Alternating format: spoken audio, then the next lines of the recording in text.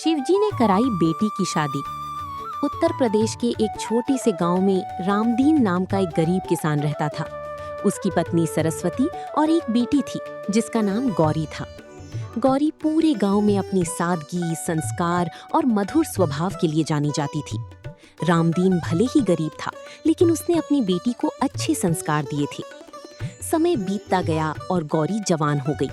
अब रामदीन और सरस्वती को उसकी शादी की चिंता सताने लगी। गांव के लोग भी ताने मारने लगे। रामदीन, बेटी अब बड़ी हो गई है, शादी कब करेगा? रामदीन मुस्कुरा देता, लेकिन अंदर ही अंदर टूट जाता। उसके पास इतना पैसा नहीं था कि वो बेटी की शादी धूमधाम से कर सके। एक रात रामदीन मंदिर गया। गांव के बाहर एक पुराना शिव मंदिर था। वो शिवलिंग के सामने बैठकर रोने लगा। भोलेनाथ, मैं गरीब आदमी हूँ। मेरी बेटी की शादी की चिंता मुझे खाई जा रही है। अगर आप मदद नहीं करेंगे तो मैं क्या करूँगा? उसकी आंखों से आंसू बहते रहे।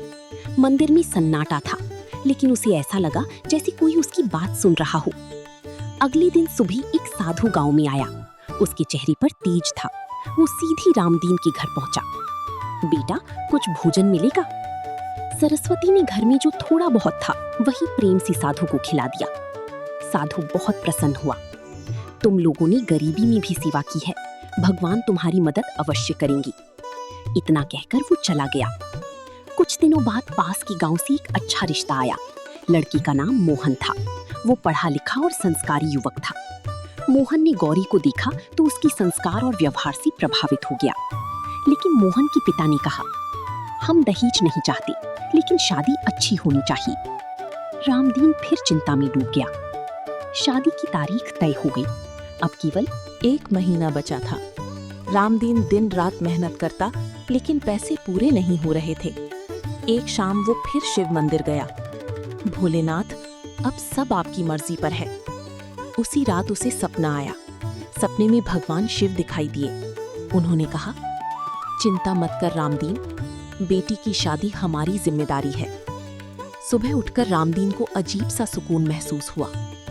शादी में केवल 10 दिन बचे थे। तभी गांव में एक व्यापारी आया। उसने रामदीन के पुराने खेत के पास की जमीन खरीदने की इच्छा जताई। वो जमीन वर्षों से बेकार पड़ी थी। व्यापारी ने उसकी उम्मीद से कई गुना अधिक कीमत दी। रामदीन को विश्वास नहीं हुआ। अब शादी के लिए कुछ पैसे आ गए थे, लेकिन अभी भी बहुत सी जरूरतें बाकी थीं। तभी गांव के लोग मदद के लिए आगे आने लगे। किसी ने कहा, मैं टेंट का इंतजाम कर दूंगा। किसी ने कहा, मैं खाने का सामान दूंगा। किसी ने कहा, मैं बैंड बाजी का खर्च उठाऊंगा। रामदीन हैरान था। जो लोग पहले ताने मारते थे, वही लोग अब मदद कर रहे थे। सरस्वती बोली, लगता है भोलेनाथ ने सबकी दिल बदल दिए हैं। धीरे धीरे सारी तैयारियां पूरी होने लगी। शादी से एक दिन पहले एक और समस्या खड़ी हो गई। दुल्हन के गहनों का इंतजाम नहीं था। सरस्वती रोने लगी। बिना गहनों की बेटी को कैसे विदा करेंगे? उसी समय एक बुजुर्ग महिला घर आई। उसने एक डिब्बा सरस्वती के हाथ में रखा। बेटी, ये मेरी तरफ से गौरी के लिए है। डिब्बा खोलकर देखा तो उसमें सुंदर सोने के गहने थे। सरस्वती ने पूछा, माँ जी, आप कौन हैं? महिला मुस्कुराई, मुझे शिव का सेवक समझ लो। और वो चली गई। जब लोग उसे ढूंढने निकले तो वो कहीं दिखाई नहीं दी। शादी का दिन आ गया। पूरा गांव खुशी से झूम रहा था। गौरी दुल्हन बनी तो किसी राजकुमारी जैसी लग रही थी। बारात भी समय पर पहुंच गई। सब कुछ बहुत अच्छे से चल रहा था। लेकिन तभी अचानक तेज बारिश शुरू हो गई। लोग घबरा गए। खुले मैदान में शादी का मंडप लगा था। सबको लगा कि अब शादी में बाधा आ जाएगी। रामदीन ने हाथ जोड़कर शिवजी को याद किया। अचरज की बात यह हुई कि बारिश पूरे गांव में हो रही थी, लेकिन मंडप के ऊपर जैसे किसी अदृश्य छतरी का साया था। मंडप और उसके आसपास का क्षेत्र लगभग सूखा रहा। लोग इसे चमत्कार मानने लगे। पंडित जी ने शुभ मुहूर्त में विवाह संपन्न कराया। 7 फेरे पूरे हुए। गौरी और मोहन जीवन भर साथ निभाने का वचन लेकर पति पत्नी बन गए। विदाई का समय आया। गौरी अपने माता पिता से लिपटकर रोने लगी।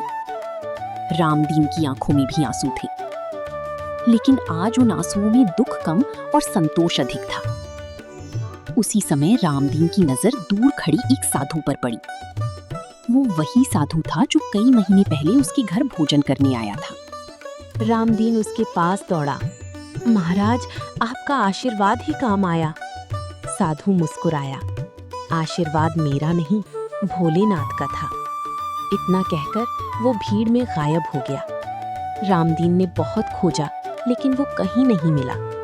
तभी मंदिर के पुजारी ने कहा, बेटा, कभी कभी भगवान अपने भक्तों की सहायता करने स्वयं किसी रूप में आते हैं। रामदीन की आंखें भर आईं। उसने हाथ जोड़कर आकाश की ओर देखा। भोलेनाथ, आपने सचमुच मेरी बेटी की शादी कराई है।